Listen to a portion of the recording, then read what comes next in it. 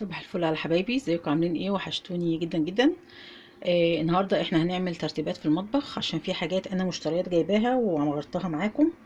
فانا عايزه ادخلها المطبخ بس مش لاقيه مكان، فهحاول اطلع مساحه كده من المطبخ.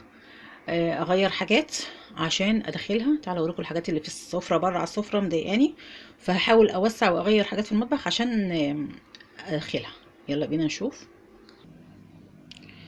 ادي حبايب قلبي، بصوا ادي الاجهزه.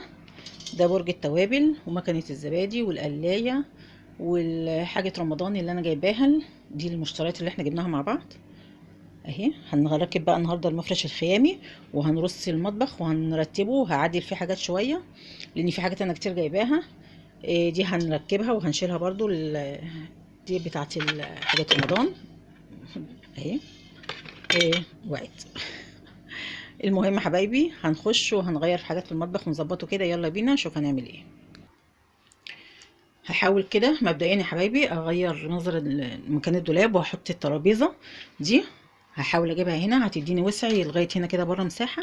هحاول كده اعدل وهوريكم، كل ما هعدل حاجه هوريكم واقول لكم تقولوا لي رايكم في النظام ايه يا حبايبي.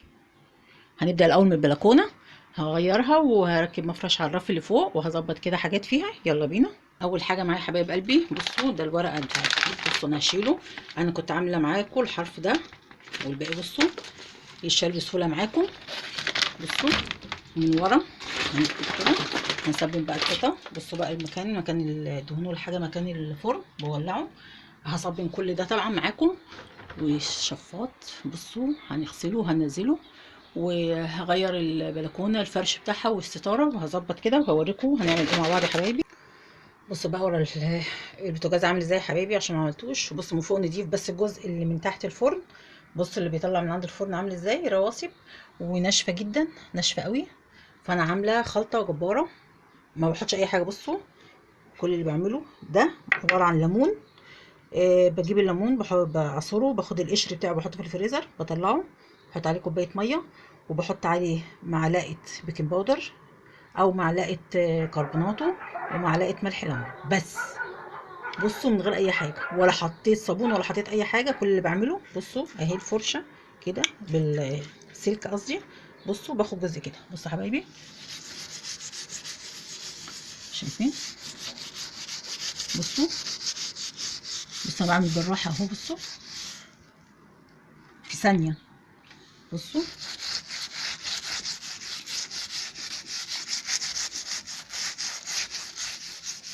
بصوا بقى من غير صابون ومن غير اي حاجه، مجرد الليمون لوحده. بصوا بصوا يا حبايبي،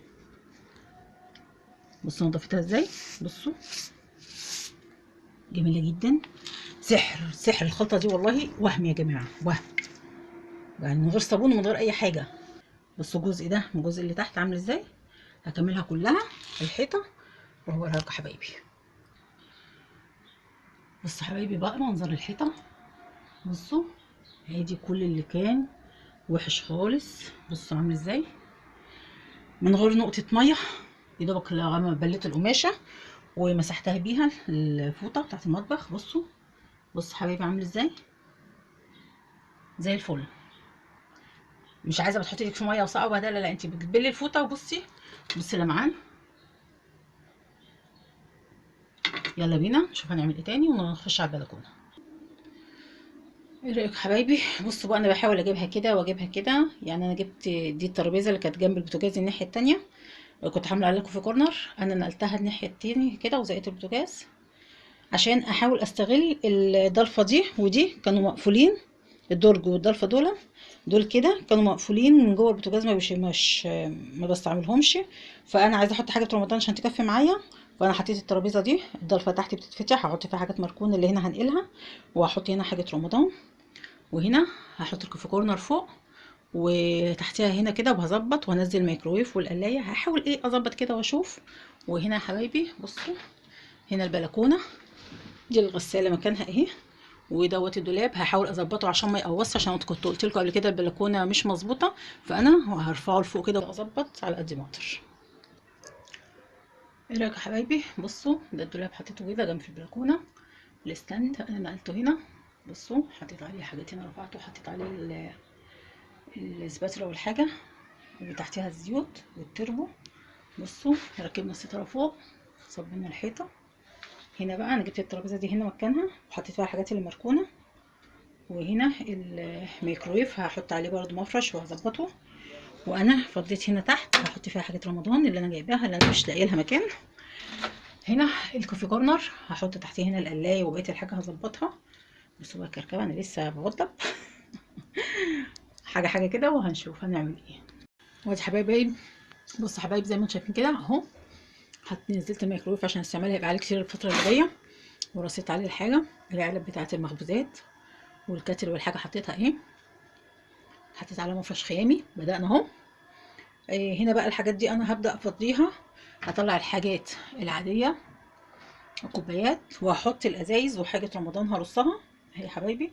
هنا حطيت الاير فراير، وهنا بقية الحاجة لسه هحط لها مكان. وتحت هنا انا هفضي وهغير الخيامية وهطلع الحاجة وهفرشها. يلا بينا.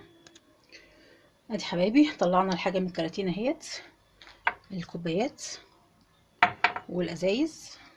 هنا انا فرشت بصوا الخيامي هنا، والناحية التانية برضو هنا. هنبدأ نرص بقى فيها، هنقول بسم الله كده. بصوا حبايبي كده.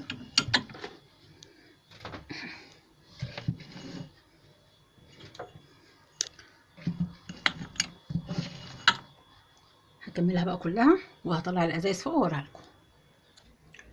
ادي حبايبي بصوا الازايز والشفاشف فوق اهيت، وتحت هنا رصينا اهي. دي اول ضرفه خلصناها. تعالوا بقى نشوف التانية عملت فيها ايه. دي علبه الزبادي، ودوت العمود الاكريليك بتاع التوابل. وهنا دوت الطقم بتاعي اللي هو الاركوبال. ودي الفوانيس بصوا، دول المكسرات للحلويات الحاجات ديت. انا جايبه منها 12 اهم بس مفكوكين. بركبهم لما باجي استعملهم. هحطهم كده ورا بسم الله اهو. ده كده جنبه اهو. كده خلصناها. يلا نشوف بقى بقيه المطبخ. ادي حبايبي بصوا بعد ما عملتها، بصوا الحيطه زي القشطه والستاره ركبت. جينا هنا على البوتاجاز انا خلعت الازاز عشان صبنته لوحده. وهنا اخر حاجه معايا بصوا مكان هنا برضو موسخ.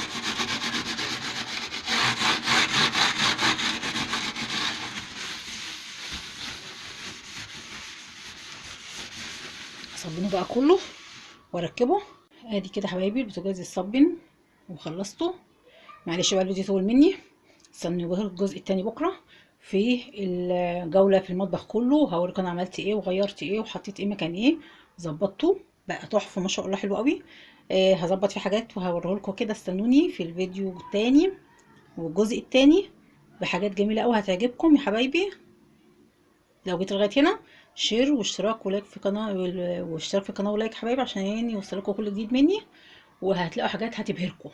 سلام.